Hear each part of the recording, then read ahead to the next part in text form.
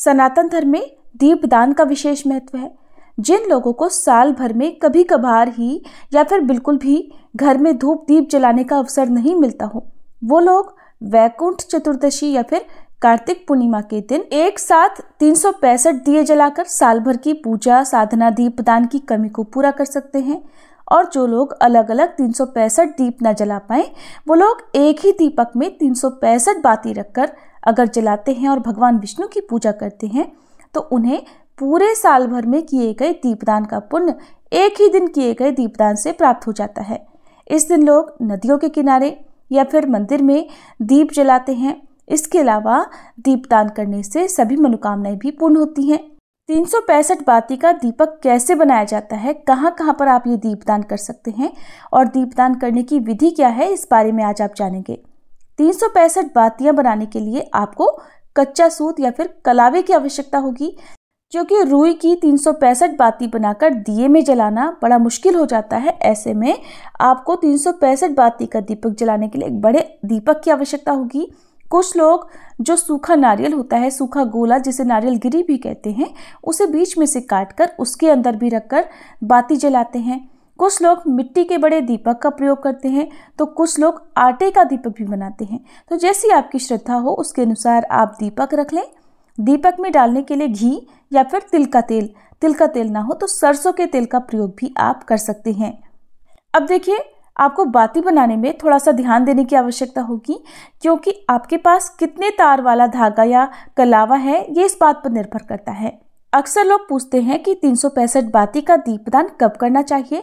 तो देखिए, वैकुंठ चतुर्दशी एक ऐसा दिन है जिस दिन देवतागण भी धरती पर आकर देव दिवाली मनाते हैं और इस दिन भगवान विष्णु भी अपने धाम यानी वैकुंठ लोक के द्वार खोल कर रखते हैं। इसलिए इस दिन जो भी व्यक्ति शुभ काम करता है, चाहे वो दान पुण्य हो या दीपदान हो, उसका पुण्य उन्हें जन्म जन्मांतर तक प्राप्त होता है। यही कारण है कि वैकुंठ चतुर्दशी के दिन तो आपको 365 बाती का कम से कम एक दीपक जरूर जलाकर रखना चाहिए। इसके अलावा यदि आप चाहते हैं कि आपने पूरे वर्ष भर तुलसी जी के पौधे में दीपदान नहीं किया, तो 365 बाती का एक दिया जलाकर आप तुलसी जी के पौधे से थोड़ा दूरी पर रखिएगा, क्योंकि जो बाती हैं उनकी लौ, उनकी आंच बहुत तेज हो सकती है, तुलसी जी का पौधा झुलस सकता है, तो थोड़ा दूरी बनाकर रखिएगा।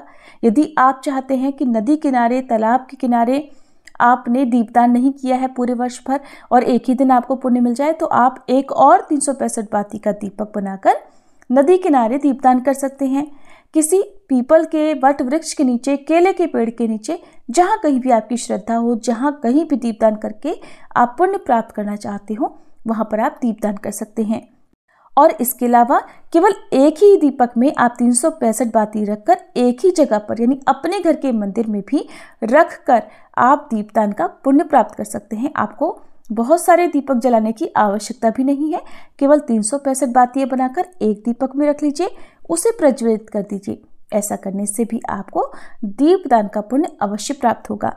मान्यता है कि एक बार भगवान विष्णु काशी में भगवान शिव की पूजा करने पहुंचे। वहां पर मणिकर्णिका घाट पर स्नान करने के बाद श्री विष्णु भगवान ने कमल के 1000 पुष्पों को भगवान शिव को अर्पित करने का संकल्प लिया। लेकिन जब भगवान विष्णु पूजा करने लगे तो भगवान शिव ने उनकी भक्ति की परीक्षा लेने के लिए एक कमल अदृश्य कर दिया। अचानक कमल का एक पुष्प कम होने पर भगवान विष्णु ने सोचा कि मुझे भी संसार के लोग कमल नयन ही तो कहते हैं, तो क्यों ना मैं अपनी एक आंख ही भगवान को अर्पित कर दूं। और जैसे ही भगवान विष्णु अपनी एक आंख निकालने लगे, तभी भगवान शिव प्रकट होकर भगवान श्री हरि से बोले कि हे हरि, तुम्हारे समान संसार में मेरा कोई दूसरा भक्त नहीं है, इसलिए आज से कार्तिक मास के शुक्ल पक्ष की चतुर्दशी को अब वैकुंठ चतुर्दशी के नाम से जाना जाएगा। इस दिन जो भी व्यक्ति भक्ति से, श्रद्धा से आपका पूजन और फिर दीपदान करेगा, उसे वैकुंठ लोक की प्राप्ति होगी। तभी से वैकुंठ चतुर्दशी को इस तरह से दीप जलाने की परंपरा है और इस दिन देव दिवाली मनाई जाती है। 365 बाती का दीपक जलाने के लिए आपको दीपक और बाती के अलावा पूजन सामग्री की आवश्यकता होगी, जैसे रोली, कुमकुम, अक्षत, काले सफेद तिल। दीपक को आसन देने के लिए आप अक्षत, गेहूं या फिर पुष्प का प्रयोग कर सकते हैं, क्योंकि दीपक डायरेक्ट जमीन पर या चौकी पर नहीं रखा जाता है। अब 365 बाती बनाने के लिए अगर आपके पास 3 धागे वाला कलावा या सूत है तो उसे आप 122 बार मोड़िएगा और जो एक्स्ट्रा धागा है उसे आपको काट देना है। अब जो आपने धागे मोड़े हैं उसमें से आपको एक पतला धागा अलग कर देना है, यानी कम कर देना है। तो 122 बार मोड़ने के बाद जब आप एक धागा कम करते हैं तो पूरी 365 बातियां बन जाती हैं।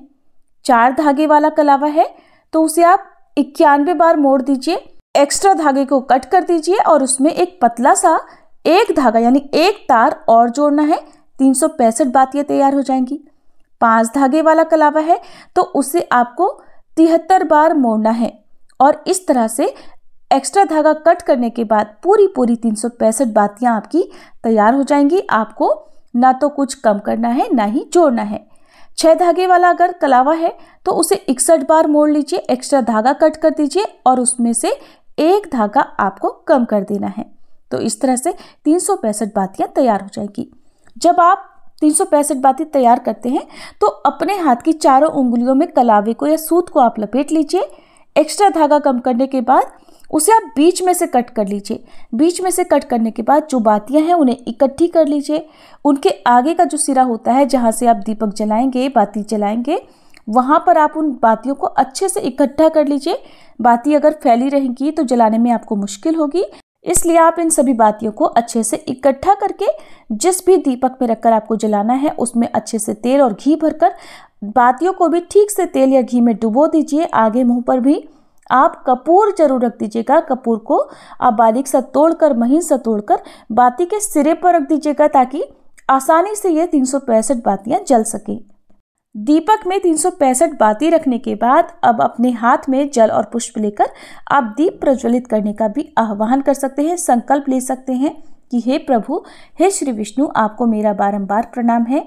आज वैकुंठ चतुर्दशी के शुभ दिन पर यदि आप कार्तिक पूर्णिमा के दिन दीपदान कर रहे हैं तो कार्तिक पूर्णिमा का नाम लेते हुए आपको इस प्रकार कहना है कि हे श्री हरि, मैं पूरे 365 दिनों में दीपदान करने में असमर्थ रही हूँ और आज मैं सच्चे मन के साथ आपको 365 बाती का ये दीपक समर्पित कर रही हूँ। हे प्रभु, मेरे द्वारा समर्पित इस दीपदान को आप स्वीकार करके मुझे इसका पुण्य अवश्य प्रदान कीजिएगा। मुझ पर और मेरे परिवारजनों पर सदा अपनी कृपा बनाए रखिएगा। और फिर संकल्पित जल और पुष्प को धरती पर छोड़ दीजिए या भगवान विष्णु के चरणों में अर्पित कर दीजिए। फिर जो दीपक है उसका मुंह पूर्व दिशा की ओर या उत्तर दिशा की ओर होना चाहिए। अब आप चौकी पर यदि रख रहे हैं तो पहले थोड़ा सा अक्षत का या पुष्प का आसन दीजिए, दीपक को उस आसन पर रख दीजिए और हाथ जोड़कर दीपक को प्रणाम कीजिए। अब दीपक प्रज्वलित कर दीजिए। दीपक प्रज्वलित करने के साथ ही दीपक का भी पूजन आपको करना है। दीपक पर आप तिलक लगाएं जिस तरह से आप देवी देवताओं के मस्तक पर लगाते हैं। रोली, कुमकुम, अक्षत, थोड़े से पुष्प अर्पित करें और दीप प्रज्वलित कर दें। दीपक प्रज्वलित करते ही सच्चे मन से अपनी कामना भी कह सकते हैं। इस तरह से आपके द्वारा दीपदान हो जाता है। इसके अलावा आप जहां कहीं भी दीपदान करना चाहते हो बिल्कुल इसी विधि से आपको दीपक जलाकर रख देना है। जब दीपक जल जाए, पूरी बाती जल जाए, तेल घी समाप्त हो जाए, तब आपको उस दीपक को अगले दिन यानी जिस रात को आप दीपदान करेंगे तो उसके अगले दिन जो भी अधजली बातियां हैं उनका विसर्जन दीपक सहित कर देना है। आपको विसर्जन अवश्य करना है। जो भी पुष्प अक्षत आपने अर्पित किए हुए हैं उन सभी को आप किसी पेड़ के नीचे या बहते जल में प्रवाहित कर सकते हैं। ध्यान रखिएगा, विसर्जन हमेशा शुद्ध जगह पर ही करना चाहिए, दूषित जगह पर नहीं करना चाहिए। और 365 बाती का ये दीपक आप अपने पितरों के नाम से, अपने कुल देवी देवताओं के नाम से, अपने जो भी आराध्य देवी देवता हैं उनके नाम से भी जलाकर दीपदान कर सकते हैं। दीपदान वैसे तो आप सुबह ब्रह्म मुहूर्त में भी कर सकते हैं, यानी सूर्योदय से पहले पहले जब सुबह का अंधेरा होता है उस समय आप दीपक जला सकते हैं। यदि सुबह नहीं जला पाए तो शाम की पूजा आप जिस समय भी करते हैं और खास तौर पर गोधूली बेला के समय आप दीपक जलाकर रख सकते हैं। ये थी आज की वीडियो। अगर जानकारी अच्छी लगी हो तो वीडियो को लाइक जरूर कीजिएगा।